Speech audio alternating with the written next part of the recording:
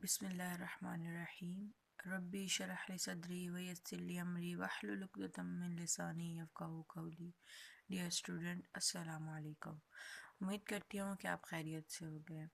हमने अपने पहले लेक्चर में द रिवॉर्ड जो लेसन नंबर 6 था उसकी ट्रांसलेशन की थी ना। अब हम इसके ऑथर के बारे में पढ़ेंगे और इसकी थीम को डिस्कस करेंगे।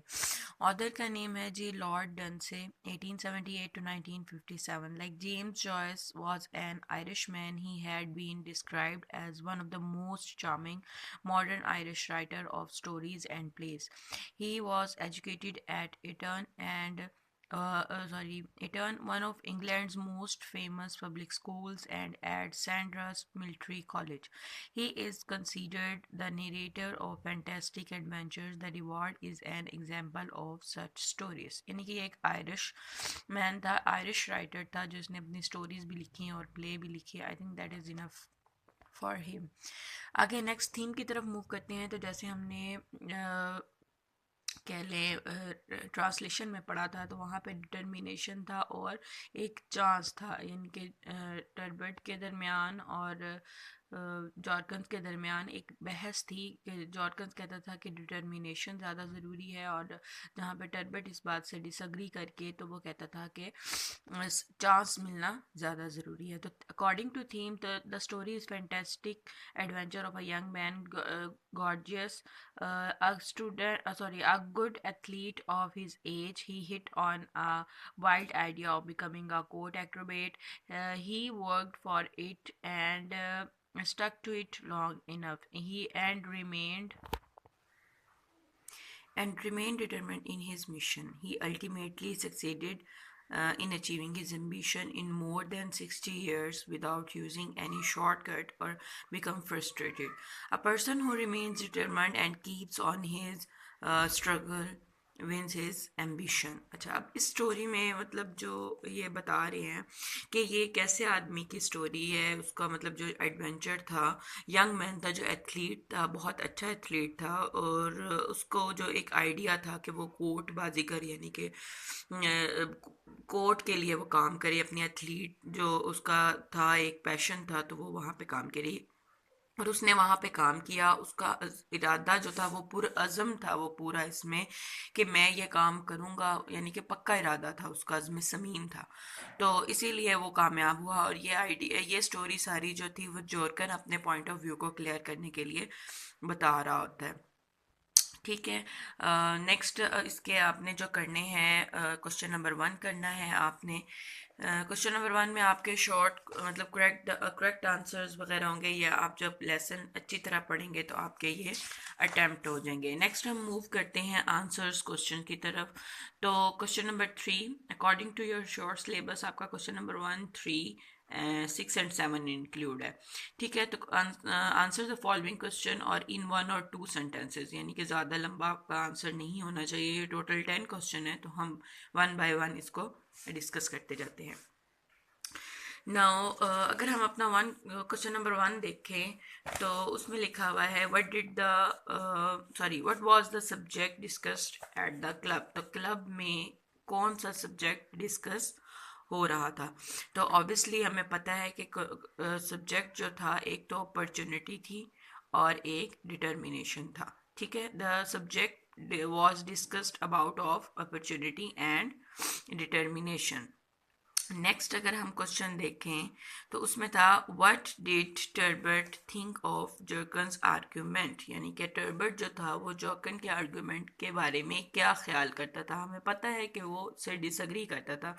Zircon said that only determination was needed for success. Zircon जैसे वो कह रहा था कि कामयाबी के लिए सिर्फ आपका एक अज़म होना, पक्का इरादा होना ज़रूरी है और कुछ भी नहीं। Terbut didn't agree with him. He said that opportunity is more important than determination of for success.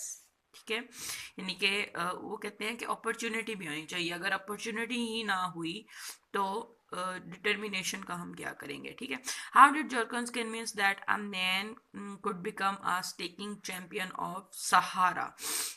जॉर्कन ने कैसे कन्विंस किया या कैसे लोगों को अपनी बात की तरफ कायल किया कि सहारा में एक आदमी वो स्केटिंग चैंपियन बन सकता है, ठीक है। He said that the man should earn money first, पहले वो पैसा कमाएगा। He should build a skating rink in the Sahara, फिर वो सहारा में एक स्केटिंग रैंक बनवाएगा। एंड ऑर्गेनाइज कंपटीशन देयर, और फिर वहाँ पे कंपटीशन बनाएगा, करवाएगा। He would be a skating champion, all right, okay. Now move to next question. So how did Gorgias persuade his people to make his country strong? अब वो लोगों को कैसे persuade करते हैं कि हमारा मुल्क इससे मजबूत हो जाएगा, क्योंकि वो कोर्ट एक्रोबेट बनना चाहता था। तो जाहिर सी बात है वो कह रहा उसने लोगों को कन्विंस किया कि कोर्ट एक्रोबेट करने से आप हमारे कोर्ट पावर और कंट्री पावर जो है वो स्ट्रांग होगी। He asked them to create a post of court acrobat, it would raise the glory of their country, it would strengthen their soldier, यानी कि वहाँ के लोग, जो वहाँ के जो सिपाही हैं वो भी ताकतवर होंगे। नेक्स्ट हम अगर 5 क्वेश्चन की तरफ मूव करें, what was the view point of parent of gorgeous? Gorgeous के पॉइंट मतलब क्या उनके पॉइंट ऑफ व्यू था, या वो उसको ये काम करने देना चाहते भी थे या नहीं? तो his parent didn't agree with Georgius, they thought that only determination could do nothing, one should also have an opportunity for success. अब उनका भी यही ख्याल था कि उनके उसके पेरेंट्स का कि सक्सेस होने के लिए आपको डिटर्मिनेशन के साथ साथ अपॉर्चुनिटी भी मिलनी चाहिए। आप कोशिशें करते रहें, आपका इरादा पक्का है, लेकिन अगर आपको कोई अपॉर्चुनिटी ही ना मिले, आपको कोई ऐसी मतलब आपको मौका ही ना मिले कि आप जहाँ पे अपना प्रूव कर सको खुद को, तो वो डिटर्मिनेशन किसी काम की नहीं, ठीक है। नेक्स्ट अगर हम जाएं क्वेश्चन नंबर 6 की तरफ, what was the argument made for function of inauguration? अब फंक्शन का इनागोरेशन करने के लिए मतलब क्या अरेंजमेंट की गई थी? High swing were hung with sorry gilded ropes, यानी कि बांधी हुई रस्सियां थी और लंबे सारे झूले बंधे, मतलब बांधे, वो एक्रोबेटिक में ये यूज होता है ना। A row of neat hurdles was arranged, lights glittered, a band played softly, ठीक है। वहाँ पे म्यूजिक भी था जी, हल्का हल्का। Describe the sense of inauguration, write 3 lines, यानी कि 3 लाइन्स में अब हमने अपना सेंस ऑफ इनागोरेशन मतलब एक्सप्लेन करना है। तो उसमें the man and the ladies in brilliant dresses were standing in the shade, the doors opened with a flood of golden light. Then the old man in his brilliant uniform came in. ठीक है। वहाँ पे जो मर्द ख़वातीन हैं वो मतलब बड़े अच्छे अच्छे लिबास लिबास में आते हैं, और वो शेड जो बना होता है साए के नीचे खड़ी होती हैं, और उसके बाद डोर जो ओपन होता है वहाँ पे बहुत सारी गोल्डन लाइट्स लगी हुई थी। और फिर ओल्ड मैन जो है वो बड़ा मतलब अच्छा यूनिफॉर्म पहन के वहाँ पे आता है। ये ओल्ड मैन वही मतलब गॉर्जियस तब ओल्ड हो चुका होता है अपना मकसद का पूरा करने के बाद। नेक्स्ट क्वेश्चन है जी, what were the feeling of गॉर्जियस ऑन द ओकेजन? अब इस मौके पे गॉर्जियस की क्या फीलिंग थी? तो Georgius was very happy about his achievement, however he behaved as a modest man during the celebration. और वो अपने आप को काफ़ी मॉडर्न और मतलब बदला हुआ, या आप कह लो कि अभी भी वो अपने आप को वही एथलीट मानता था, हालांकि उसकी एक एज हो चुकी थी, तो वो ये नहीं कर सकता था। आई 60 राउंड अबाउट 60 प्लस था वो, ठीक है। आगे है, did Georgius use any shortcut to achieve his ambition? क्या उसने कोई शॉर्टकट यूज किया कि मतलब मैं ये करूंगा तो मुझे ज्यादा टाइम नहीं लगेगा तो मैं अपना मकसद पूरा कर लूंगा? No, he didn't use any shortcut to achieve his ambition, rather he had to work hard to get it. और उसने उसके लिए मेहनत की। पहले वो पॉलिटिशियन बना, पॉलिटिशियन बनने के बाद फिर उसने आहिस्ता आहिस्ता लोगों को परसुएट करने की कोशिश की। जब वो कामयाब हो गया, इसमें कुछ लोगों ने मुखालफत की, लेकिन बाद में वो मुखालफत जो करने वाले लोग थे उसने उस पर भी ओवरकम कर लिया। देन इसी तरह वो आहिस्ता आहिस्ता उसने अपनी मेहनत करके अपने मकसद को कामयाब कर लिया, क्योंकि उसका इरादा पक्का था। अगर वो कहीं पे भी डगमगा जाता तो वो उसने वही छोड़ देना था, बस छोड़ो इसका। उसने काफ़ी मेहनत करने के बाद खुद को कोर्ट एक्रोबेट मनवा लिया। नेक्स्ट क्वेश्चन, लास्ट क्वेश्चन है आपका। For how long did Georgius have to stick to get his ambition achieve? तो कितनी देर मतलब वो अपने इस एम्बिशन के साथ जुड़ा रहा और कितनी देर उसने ये मेहनत वगैरह की. He stuck to his aim for a long time. He had to work to more than 60 years to get his aim. यानी कि उसने 60 साल से भी ज़्यादा का अरसा इसमें गुजारा अपने मकसद को पाने के लिए.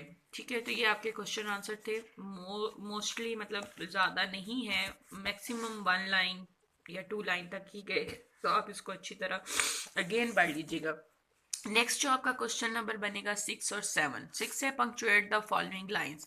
एज मैंने आपको जिस तरह डिस्कस किए थे कि किस किस तरह आपके ये होंगे, और ये पैराग्राफ आपको life is like a race jockeys bent on which they tire after. तो life is like a race, ज़िंदगी एक रेस की तरह है. तो यहाँ पे आपका फुल स्टॉप आएगा. नेक्स्ट आपने कैपिटलाइजेशन करनी है, इसमें कॉमाज ऐड करने हैं. तो ये आपको लेसन में से ही फर्स्ट 2 पैराग्राफ्स में से ये लाइंस मिल जाएंगी. उसके मुताबिक उसके अकॉर्डिंग आप इसको पंक्चुएट कर दीजिएगा. नीचे है complete the sentences with the correct form of verb in the bracket. तो यहाँ पे आपने इसको करेक्ट फॉर्म ऑफ वर्ब लगाना है. Jorken said that if man dash determined, तो if man is determined to get anything and stuck, यहाँ पे सेकंड फॉर्म यूज होगी. To it long enough he got it, तो यहाँ पे भी सेकंड फॉर्म यूज होगी. ऊपर में हमने इज इसलिए यूज किया, वहाँ पे वो फिक्रा पैसिव वाइज बन जाएगा.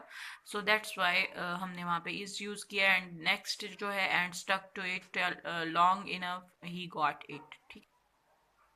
ओके, तो नेक्स्ट जब हम देखते हैं तो उसमें है if a man dash to be, यानी want to be skating champion of the Sahara, तो and can not afford the money to get there he would dash, यानी make the money.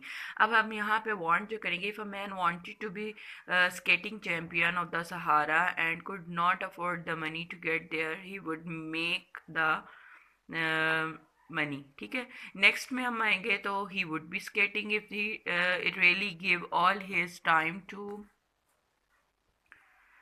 all his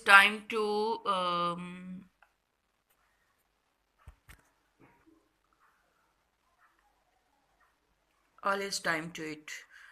next अगर move करें तो it was thought that the glory of the country would be increase if the post of court Acrobat were created. यानी कि अगर मतलब court की अजमत, country की जो अजमत है वो अगर उस वक्त मतलब हो सकती है, वो अजीम बन सकती है जब हम एक कोर्ट एक्रोबेट की सीट को क्रिएट करें. It was decided that if good athlete can be, यानी कि could be found, they would make him court Acrobat. Okay students, तो आज का काम आपका यही था. होपफुली आपको समझ आ गई होगी. ओके, अल्लाह हाफिज़.